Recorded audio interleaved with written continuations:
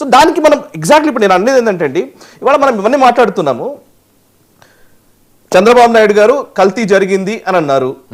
ఇంకోవైపు కరుణాకర్ రెడ్డి గారు జాతీయ ఛానల్కి ఇచ్చిన బయట డైరెక్ట్ గా ఈ రోజు కూడా ప్లే చేశారు. కరుణాకర్ రెడ్డి గారు ఎక్స్ టీటీడీ చైర్మన్, ఆయన ఇచ్చినటువంటి స్టేట్మెంట్ కూడా ఉంది. కల్తీ జరిగింది కానీ వెజిటబుల్ ఆయిల్స్ ఇంకేదో వాడారు కానీ అడల్ట్రేషన్ జరిగింది కానీ ఇది కొవ్వు లేదా ఫ్యాట్స్ లేవు. అడల్ట్రేషన్ జరిగింది, అది చాలు. ఫస్ట్ దానికి సమాధానం చెప్పండి. ఎందుకు జరిగింది అడల్ట్రేషన్? అడల్ట్రేషన్ ఎందుకు జరిగింది?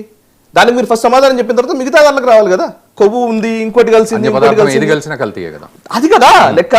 ఒక సగటు మన దేశంలో ఇప్పుడు మనం ఎట్లా మాట్లాడుతున్నామంటే పర్వాలేదులే అనే ఒక భావనలోకి అందరూ వెళ్ళిపోయారు. పర్వాలేదులే, నీకు నాకు పర్వాలేదులే, మన ఆరోగ్యాలు పోతున్నాయి ఇప్పటికే, మనం తాగే పాలు కల్తీ, మనం తినే తిండి కల్తీ, అన్ని కల్తీ అయిపోతున్నాయి. ఇవన్నీ పక్కన పెట్టండి, లాస్ట్ కు నైవేద్యాలని కూడా కల్తీ.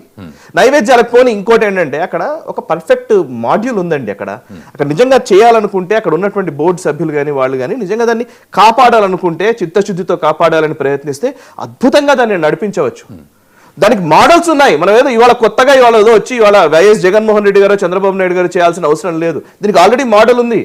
ఇదివరకు టీటీడీ ఈఓగా పనిచేసినటువంటి పివిఆర్కే ప్రసాద్ గారు పనిచేశారు. పివిఆర్కే ప్రసాద్ గారి హయాంలో అసలు అద్భుతమైన ఒక పర్ఫెక్ట్ స్ట్రక్చర్ వచ్చింది. పివిఆర్కే ప్రసాద్ గారు తీసుకొచ్చిన టైంలో పివిఆర్కే ప్రసాద్ గారు పనిచేశారు, ఐవీఆర్ కృష్ణారావు గారు పనిచేశారు, ఎల్వి సుబ్రహ్మణ్యం గారు పనిచేశారు. గొప్ప గొప్ప వాళ్ళందరూ ఈవో ఆల్రెడీ వాళ్ళు ఒక మోడల్ క్రియేట్ చేసి పెట్టారు. దాన్ని కరెక్ట్ గా అమలు చేస్తే చాలు. అప్పుడు ఆ మోడల్ ప్లస్ భక్తి, దానికి కరెక్ట్ గా భక్తి ఉండేది, బాధ్యత ఉండేది, భయం ఉండేది.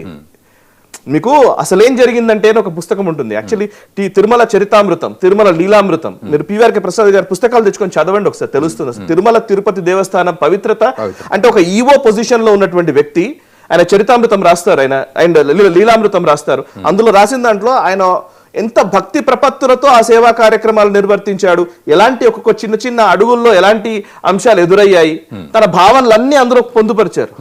అంటే ఒక ఈవో అంటే ఒక ఐఏఎస్ ఆఫీసర్, ఒక అడ్మినిస్ట్రేషన్ కి సంబంధించినటువంటి వ్యవహారాలు చూసే వ్యక్తి మాత్రమే కాదండి. మిగతా ఇండియన్ అడ్మినిస్ట్రేటివ్ సర్వీసెస్ కి సంబంధించిన వ్యవహారాలు వేరు, టీటీడీ వేరు.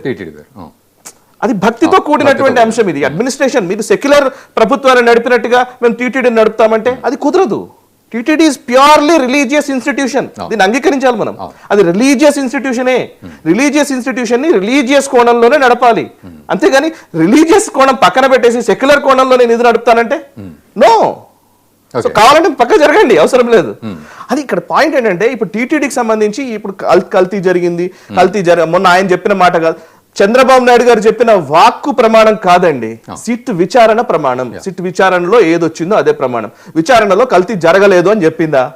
జరిగింది అని చెప్పింది. జరిగింది అని చెప్పినప్పుడు దానికి మనం సమాధానం చెప్పాలి కదా. సో దాన్ని బేస్ చేసుకుని మనం మాట్లాడాలి. ఇంకా నెక్స్ట్ అంశము, ఇప్పుడు మీరు ఇందాక పవన్ కళ్యాణ్ గారు చెప్పిన దాంట్లో ఉన్న కొన్ని విషయాలు చెప్తాను. బేసికలీ ఇవన్నీ మాట్లాడుతుంటే ఏమంటారంటే అండి, జనరల్ గానే ఇప్పుడు ఈ మాట మాట్లాడుతున్న టైంలోనే ఎవడో కమెంట్ చేయవచ్చు కాక, ఎవడో మాట్లాడవచ్చు కాక ఏమంటారంటే ఇవన్నీ మత రాజకీయాలండి, ఈ మత రాజకీయాలు మన వల్ల కాదు అని మాట్లాడతారు. నేను దాన్ని కరెక్ట్ గా క్లియర్ గా క్లారిఫై చేద్దాం అనుకుంటున్నాను. సో మత రాజకీయాలు అనే మాట బేసికల్లీ నేను మతాన్ని రాజకీయాన్ని ముడిపెట్టమని నేను అస్సలు చెప్పట్లేదు. సెక్యులరిజం అనే మాట పుట్టింది యూరోప్ లో పుట్టింది. అది పుట్టడానికి కారణం, సెక్యులరిజం ఆరిజిన్స్ లోకి వెళ్తే దానికి కారణం ఏంటి అని అంటే చర్చ్ ఇంటర్వెన్షన్ ఎక్కువగా ఉన్న టైంలో ఆ చర్చ్ ఇంటర్వెన్షన్ ని ప్రభుత్వం నుంచి దూరం చేయడం కోసం సెక్యులరిజం అనే మాట పుట్టింది. Okay, that is the first point. Second point ఏంటంటే మనం ఈ సెక్యులర్ అనే పాయింట్ ని బేస్ చేసుకుని అసలు మతం గురించి మాట్లాడకూడదు అనే ఒక భావనలోకి మనం నెట్టబడుతున్నాం. బేసికలీ పొలిటికల్ రిలీజియన్ అనేది, పొలిటికల్ రిలీజియన్స్ గురించి మనం తెలుసుకోవాలి.